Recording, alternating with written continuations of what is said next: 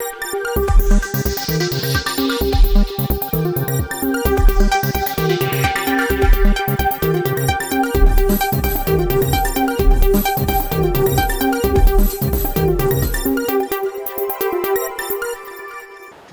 നിളയോര വിശേഷങ്ങളിലേക്ക് സ്വാഗതം. തലയ്ക്കുമീതെ ക്വാറിയിൽ നിന്നും നീക്കിയ കൂറ്റൻ മൺകൂന. മഴ തുടങ്ങിയതോടെ മൺകൂനയിൽ നിന്നുള്ള കല്ലും മണ്ണും താഴ്വാരത്തെ വീടുകളിലേക്ക് പതിക്കുന്നു. കൊപ്പം ആമയൂർ എരുമത്തടം നിവാസികൾ ആശങ്കയിൽ.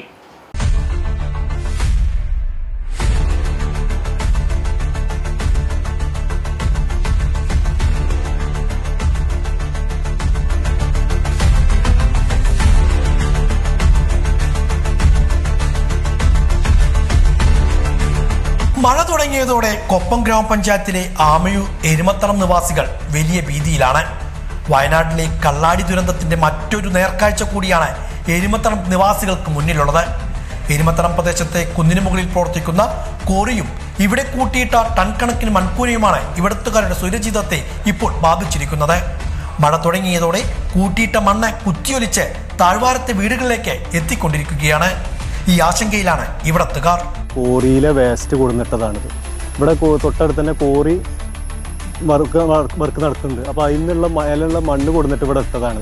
അപ്പോൾ ഈ മഴയുടെ മുന്നേ തന്നെ ഞങ്ങൾ പറഞ്ഞു ഇവിടുന്ന് വെള്ളം വരുന്ന സ്ഥലമാണിത്, അപ്പോൾ ഇങ്ങോട്ട് മണ്ണിറങ്ങുമെന്നൊക്കെ പറഞ്ഞപ്പോൾ അവർ പറഞ്ഞു വരില്ല, കല്ല് വെച്ചിട്ടുണ്ടെന്നൊക്കെ പറഞ്ഞു. ഇന്നലത്തെ മഴക്ക് ഞങ്ങൾ ഈ താഴത്തുള്ള നമ്മളെ 2-3 വീട്ടിലൊക്കെ ഈ വെള്ളവും ചളിയും കൂടെ എത്തിയിട്ടുണ്ട്. ഇപ്പോൾ അതുപോലെ തന്നെ ഇതിൻ്റെ ഈ മുകളിൽ പറഞ്ഞാൽ ഒരുപാട് ദൂരക്ക് ഹൈറ്റിൽ മണ്ണ് കിടക്കുക. അവിടെ ഞങ്ങൾ ഇന്ന് രാവിലെ കയറി നോക്കുമ്പോൾ വലിയ വിള്ളൽ പോലെ വന്നിട്ടാണ് നിൽക്കുന്നത്. ഈ മണ്ണ് കംപ്ലീറ്റ് ചെയ്ത നിമിഷം മഴ പെയ്ത് കഴിഞ്ഞാൽ അത് ഒന്നിച്ച് തള്ളി വരാൻ സാധ്യതയുണ്ട്. അപ്പോൾ ഈ താഴത്തേക്ക് വരികയാണെന്നുണ്ടെങ്കിൽ ഇവിടെ ഒരുപാട് വീടുകളുണ്ട്, 10-60ഓളം വീടുകളുള്ളതാണ് ഈ താഴത്ത്. അപ്പോൾ വയനാട് ഇപ്പോൾ നമ്മൾ കണ്ടല്ലോ ഇന്നലെ ഉണ്ടായ സംഭവങ്ങൾ. അപ്പോൾ ആ ഒരു പേടിയിലാണ് ഇപ്പോൾ രാത്രി ഇവിടെ താമസിക്കാനൊക്കെ വളരെ ബുദ്ധിമുട്ടാണ്, പേടിച്ചിട്ടാണ് ഇവിടെ ജീവിക്കുന്നത്. ഇപ്പോൾ അവർ പറഞ്ഞത് ഇവിടെ മുതലാളി ഇല്ല, ഇതിൻ്റെ ആളില്ല, ഞങ്ങളിവിടെ പിന്നെ ജോലിക്കാരാണ്, ഞങ്ങൾ അവർ വന്ന് സംസാരിക്കാനാണ് അവരിന്ന് ഞങ്ങൾ ചെന്ന് സംസാരിച്ചപ്പോൾ പറഞ്ഞുള്ളത്. പഞ്ചായത്തിലെ 12ാം വാർഡിൽ ഉൾപ്പെടുന്ന എരുമത്തടം കുന്നിന് മുകളിലാണ് കരിങ്കൽ കോറിയുടെ പ്രവർത്തനം. വർഷങ്ങൾക്ക് മുമ്പ് ഇതിന് സമീപത്ത് പ്രവർത്തിച്ചിരുന്ന കരിങ്കൽ കോറി നാട്ടുകാരുടെ പ്രതിഷേധത്തെ തുടർന്ന് നിർത്തിവെച്ചിരുന്നു. ഇതിന് സമീപത്താണ് 6 മാസങ്ങൾക്ക് മുമ്പ് എല്ലാവിധ അനുമതിയോടെയും കൂടി മറ്റൊരു കരിങ്കൽ കോറി കൂടി പ്രവർത്തനം ആരംഭിച്ചിരിക്കുന്നത്. തുടക്കത്തിൽ തന്നെ നാട്ടുകാർ പ്രതിഷേധം അറിയിച്ചിരുന്നുവെങ്കിലും അധികൃതരുടെ ഭാഗത്തു നിന്നും കാര്യമായ നടപടികൾ ഉണ്ടായില്ല. പുതിയ കോറിയുടെ നിർമ്മാണവുമായി ബന്ധപ്പെട്ട് നീക്കം ചെയ്ത ടൺ കണക്കിന് മണ്ണാണ് ഇവിടെ കൂനയായി ഉയർന്നു നിൽക്കുന്നത്.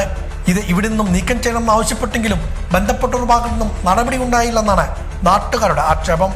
ഇപ്പോൾ ഒരു പുതിയ പാർട്ടി സ്റ്റേറ്റിൻ്റെ ഇവിടുന്ന് വന്നിട്ട് അവർ പുതിയ കോറിയൊക്കെ ഇവിടെ നടത്താൻ വേണ്ടി കുറേ സ്ഥലങ്ങളൊക്കെ വാങ്ങിച്ച് അതിൽ വലിയ പാറമട തുടങ്ങിയിട്ടുണ്ട്. ഇപ്പോൾ ആ പഴയ കോറിയിൽക്കൊക്കെ മണ്ണ് തള്ളിയും കൊണ്ട് ഇവരിവിടെ ഞങ്ങൾക്ക് ബുദ്ധിമുട്ടുണ്ടാക്കുകയാണ്. മഴ പെയ്താലുള്ള വെള്ളങ്ങളൊക്കെ ഒലിച്ചു വന്ന് ഞങ്ങളുടെ പറമ്പിലും വീടുകളിലും കുട്ടികൾക്കും വീട്ടുകാർക്കും മൊത്തം ശല്യം. ഇപ്പോൾ കണ്ടാൽ തന്നെ അറിയാം ഇതിൻ്റെ ദൂരപരിധി മണ്ണ് കിടക്കുന്നത് എത്രങ്ങാനും ഉയരത്തിലാണ്.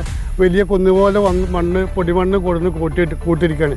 ഈ മഴ പെയ്തു കഴിഞ്ഞാൽ ഈ മഴയും വെള്ളവും ഒക്കെ പാടെ കുത്തിയൊലിച്ച് വന്ന് അത് ഇവിടെ വന്നാൽ കാണാം. ഈ ഭാഗത്ത് വീട്ടിലുള്ള ആൾക്കാർക്കൊക്കെ വന്നാൽ കാണാം. എന്തെങ്കിലും വന്നിട്ട് അപകടങ്ങളും അതൊക്കെ സംഭവിച്ചതിന് ശേഷം പറഞ്ഞിട്ട് കാര്യമില്ലല്ലോ, അതിൻ്റെ മുന്നേ തന്നെ അവർ ചെയ്യേണ്ടതാണ്. അപ്പോൾ ഇതിന് പെർമിഷൻ കൊടുത്ത ആൾക്കാരൊക്കെ എങ്ങനെയാണെന്ന് വെച്ചാൽ അവരോടൊക്കെ കണ്ട് വിവരങ്ങൾ പറഞ്ഞ് അത് ശരിയാക്കിയിട്ട് ഞങ്ങൾക്ക് ഇവിടെ സ്വസ്ഥമായിട്ട് ജീവിക്കാനുള്ളൊരു ഇത് വേണം. ഇതുകൊണ്ട് ഞങ്ങൾക്ക് വളരെ ശല്യമുണ്ട്. പൊടി അതുപോലെ കുട്ടികൾക്കൊന്നും വീട്ടുകളിൽ കിടക്കാനും ഉറങ്ങാനും പറ്റുന്നില്ല. ഭയങ്കരമായ സ്ഫോടനങ്ങൾ ഉണ്ടായിട്ട് കുട്ടികൾ ഞെട്ടിച്ചാടുക, വീടുകൾക്ക് വിള്ളൽ, ജനൽ, അതുപോലെ അലമാരകൾ, അടുക്കളയിൽ വെച്ച പാത്രങ്ങളടക്കം കൊഴിഞ്ഞു വീഴുന്നൊരു ചുറ്റുപാടാണ് ഇവിടുത്തെ വെടിമരുന്നിൻ്റെ സ്ഫോടനത്തിന് സൗണ്ട് കേട്ടിട്ട്. 60-ലേറെ വീടുകൾ കോറിക്ക് താഴ്വാരത്ത് സ്ഥിതി ചെയ്യുന്നുണ്ട്. മഴ ശക്തമായതോടെ മൺകൂനയിൽ നിന്നും വലിയ തോതിൽ മണ്ണും ചളിവെള്ളവും താഴത്തെ വീടുകളിലേക്ക് എത്തിത്തുടങ്ങി. മലിനജലമെത്തി പല കിണറുകളും ഇനി മലിനപ്പെടുമെന്ന ആശങ്കയും ഇവിടത്തുകാർക്കുണ്ട്. കോറിയുടെ പ്രവർത്തനവേളയിൽ ഉഗ്രസ്ഫോടനങ്ങളും ഇവിടത്തുകാരുടെ സ്വൈരജീവിതം തകർത്തുവെന്നാണ് ഇവിടത്തുകാർ പറയുന്നത്. അതായത് ഈ അടുത്താണ് ഇവിടെ കോറിൻ്റെ പ്രവർത്തനം തുടങ്ങിയത്.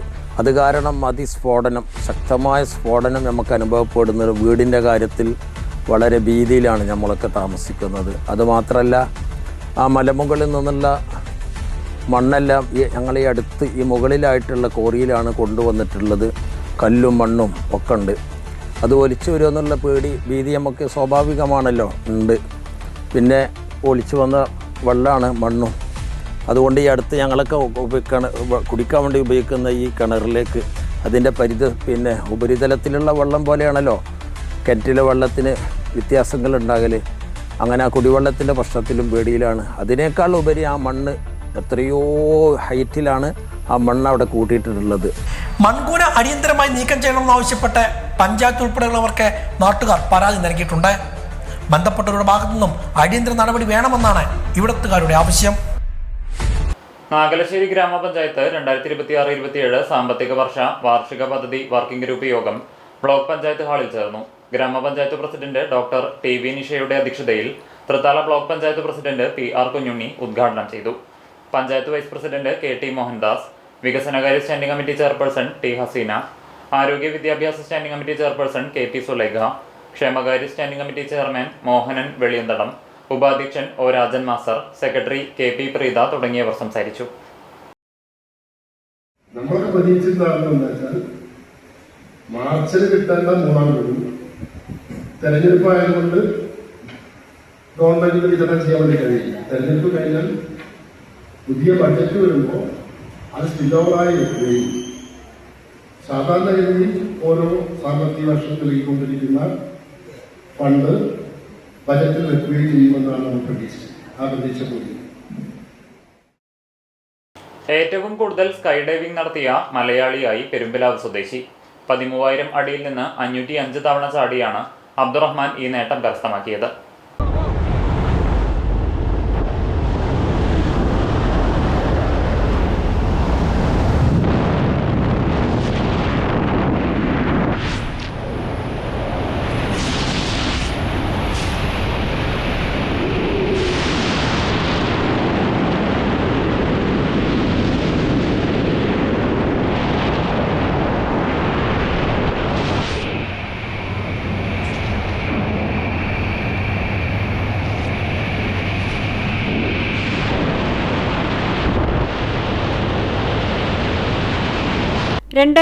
ഡിസംബർ 5 ആദ്യ ചാട്ടം.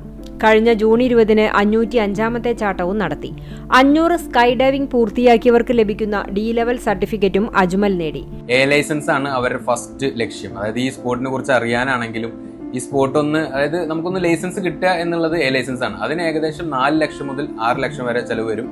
നമ്മൾ റിപ്പീറ്റോ, അതായത് നമ്മൾ ഡ്രൈവിംഗ് ലൈസൻസിൽ നമ്മൾ ഫെയിൽ ആയി കഴിഞ്ഞാൽ നമ്മൾ വീണ്ടും കാശ് കൊടുത്താലേ ഡ്രൈവിംഗ് ലൈസൻസിന് അവർ ടെസ്റ്റിന് ഇരുത്തുള്ളൂ. അതേപോലെ തന്നെ ഇതിനും ഓരോ ലെവൽ പാസ്സായില്ലെങ്കിൽ അത് നമ്മൾ വീണ്ടും പൈസ കൊടുത്ത് ഇതാക്കണം. അപ്പോൾ നമ്മൾ എപ്പോഴും ഒരു ബഫറായിട്ട്, അത് ബഡ്ജറ്റ് പറയുകയാണെങ്കിൽ ഒരു 6 ലക്ഷം എന്ന് പറയണം, റൗണ്ട് ഫിഗർ പറയുകയാണെങ്കിൽ. ഇപ്പോൾ സ്കൈ ഡൈവിംഗ് പരിശീലകനാണ്. അടുത്ത ലക്ഷ്യം സ്കൈ ഡൈവിംഗ് ഇൻസ്ട്രക്ടർ ആകുകയാണ്. ഹൈദരാബാദിലെ ഇൻസ്റ്റിറ്റ്യൂട്ട് ഓഫ് ഹോട്ടൽ മാനേജ്മെന്റിൽ നിന്നും ബിരുദം പഠിച്ചിറങ്ങിയ അജ്മലിന് ആദ്യം ആകാശചാട്ടം ആഗ്രഹവും ഹരവുമായിരുന്നെങ്കിലും പിന്നീട് കഠിന പരിശീലനത്തിലൂടെ ഉയരങ്ങളിലെത്തുകയായിരുന്നു.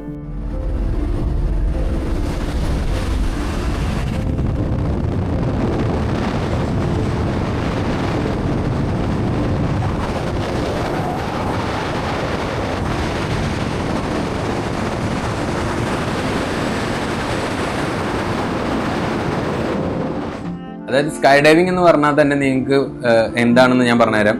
നമ്മൾ ഒരു എയർപോർട്ടിൽ നിന്ന് എയർക്രാഫ്റ്റിൽ കയറി 13,000 അടിയിൽ പോകുന്നു. എന്നിട്ട് അവിടുന്ന് നമ്മൾ ജമ്പ് ചെയ്തിട്ട് നമ്മൾ ഫ്രീ ഫോളിലാണ് നമ്മുടെ മൊത്തം കളികളും. അതായത് നമുക്ക് തൊട്ടുകളി കളിക്കുന്ന പോലെ തന്നെ അങ്ങോട്ടും ഇങ്ങോട്ടും പോവാം. അതിൽ തന്നെ കുറെ മാനുവേഴ്സ് ഉണ്ട്. ബെല്ലി ഉണ്ട്, സിറ്റ് ഫ്ലൈ ഉണ്ട്, അല്ലെങ്കിൽ ട്രാക്കിംഗ് ഉണ്ട്. ട്രാക്കിംഗ് എന്നൊക്കെ പറഞ്ഞു കഴിഞ്ഞാൽ മുന്നോട്ട് പോകുന്നത്. പരിശീലനത്തിന്റെ ഭാഗമായും ഫോട്ടോകൾ പകർത്താനായി നടത്തിയ ചാട്ടങ്ങളാണ് 505.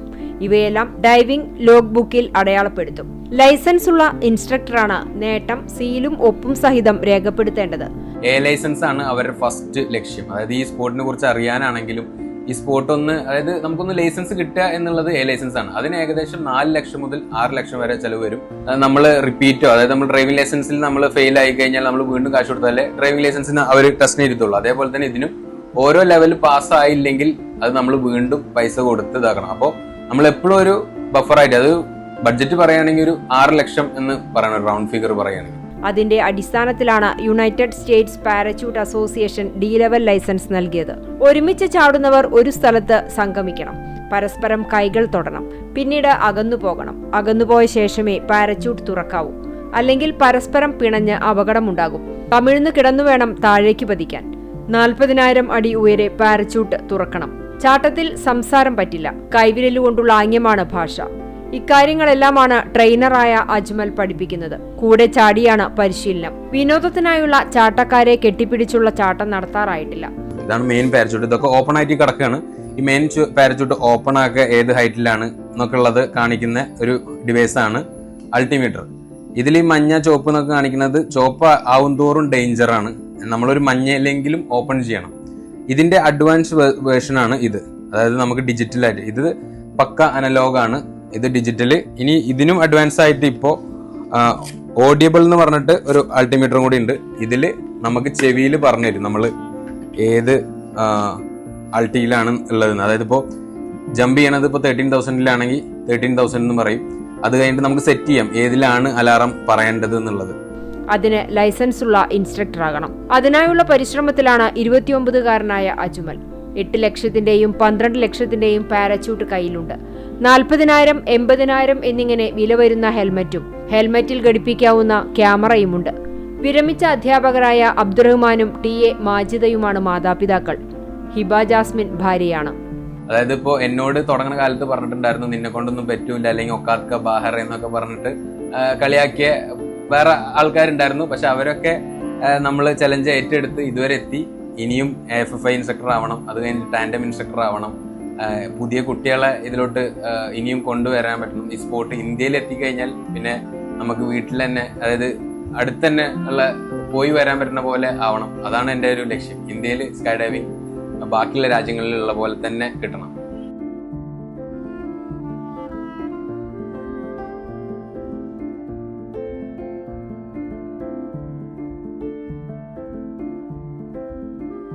കർഷക സംഘം പട്ടാമ്പി ഏരിയ സമ്മേളനത്തിന്റെ ഭാഗമായി തയ്യാറാക്കിയ സപ്ലിമെന്റ് KSKTU സംസ്ഥാന കമ്മിറ്റി അംഗം P. മമ്മിക്കുട്ടി MLA പ്രകാശനം ചെയ്തു.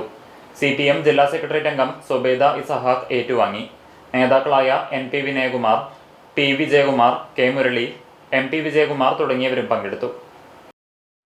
പട്ടാമ്പി ഏരിയ സമ്മേളനം ഈ വരുന്ന 10-11 തീയതികളിൽ വിപുലമായ 11-13 തീയതികളിൽ വിപുലമായ പരിപാടികളോടുകൂടി നടത്താൻ വേണ്ടി കർഷക സംഘം പട്ടാമ്പി ഏരിയ കമ്മിറ്റി തീരുമാനിച്ചിട്ടുണ്ട്. നമ്മുടെ ജില്ലാ സമ്മേളനമാണെങ്കിൽ കൂറ്റനാട് വെച്ചിട്ടാണ് നടക്കുന്നത് നടത്തും. ഇന്നത്തെ ഈ കാലഘട്ടത്തിന്റെ പ്രത്യേകത വെച്ചുകൊണ്ട് തന്നെ ഓൾ ഇന്ത്യ അടിസ്ഥാനത്തിൽ കർഷക പ്രക്ഷോഭങ്ങളുടെ വേലിയേറ്റത്തിന്റെ ഒരു കാലമാണ് നടത്തുന്നത്.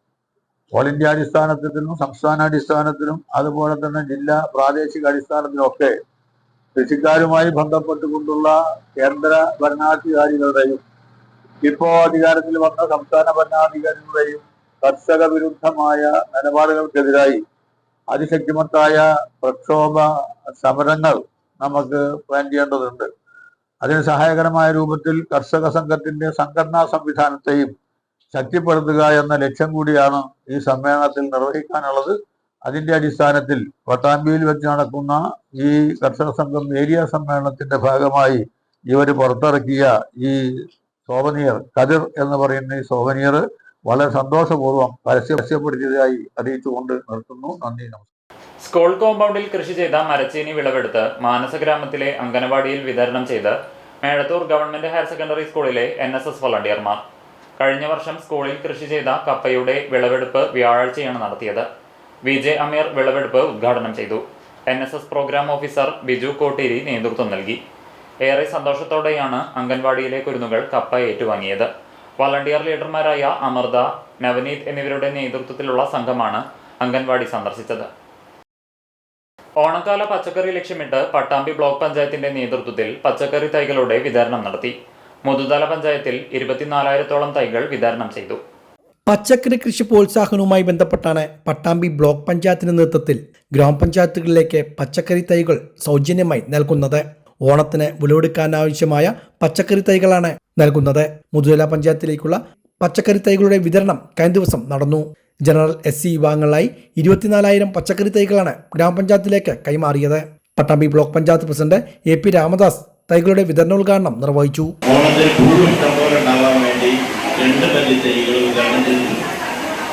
അതുപോലെ പച്ചക്കറി വെണ്ട, വഴുതന, മുളക്, തുടങ്ങിയ തൈകളാണ് നമ്മൾ വിതരണം ചെയ്യുന്നത്. അപ്പൊ ഇത് കൃത്യമായി കൊണ്ടുപോയി പരിപാലിച്ച് ഓണത്തിന് തന്നെ ഇത് കായ കിട്ടുന്ന തരത്തിലുള്ള പ്രവർത്തനം നിങ്ങളുടെ ഭാഗത്തുനിന്നുണ്ടാവണം. ഇനിയും ഇതേപോലെ തന്നെ കാർഷിക രംഗത്ത് നിരവധികളായ പ്രവർത്തനം ഏറ്റെടുത്ത് നടത്തുകയാണ് ബ്ലോക്ക് പഞ്ചായത്ത്. ഇനി അടുത്തതായിട്ട് നമുക്ക് വാഴക്കന്നുകൾ വിതരണം ചെയ്യാനുള്ള ഒരു പ്രോജക്റ്റ് നമ്മൾ ഉണ്ടാക്കിയിട്ടുണ്ട്. വാഴക്കന്നുകൾ വിതരണം ചെയ്യാനുള്ള ഒരു പ്രോജക്റ്റ് പക്ഷേ ഈ ഒരു വർഷത്തെ ഓണത്തിന് ആ വളർന്നുകൾ ഇപ്പോൾ വെച്ചാൽ ഉണ്ടാവില്ല എന്നുള്ളത്. പക്ഷെ എന്നിരുന്നാലും നമുക്ക് വാഴക്കന്നുകൾ കിട്ടുമ്പോൾ ആവശ്യക്കാർക്ക് അത് വിതരണം ചെയ്യാനുള്ള പ്രവർത്തനങ്ങളുമായി മുന്നോട്ട് പോകുക.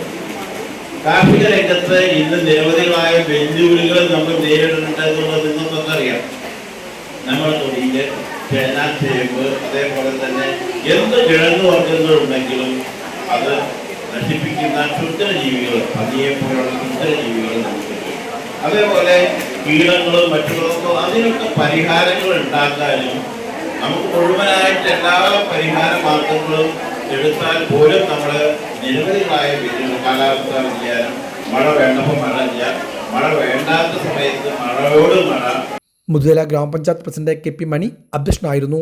കൃഷി officer M Haneesh, block panchayat അംഗം C P Vanaja, K V Abbas, കൃഷി assistant director K Vrinda, Muthuthala ഗ്രാമപഞ്ചായത്ത് vice president M Shamla, Noorul Ameer, Shaharba, Ameera Mustafa, K Unnikrishnan, K P Ramachandran തുടങ്ങിയവരും പങ്കെടുത്ത് സംസാരിച്ചു. ഇതോടെ നിളയോര വിശേഷങ്ങൾ സമാപിക്കുന്നു. നമസ്കാരം.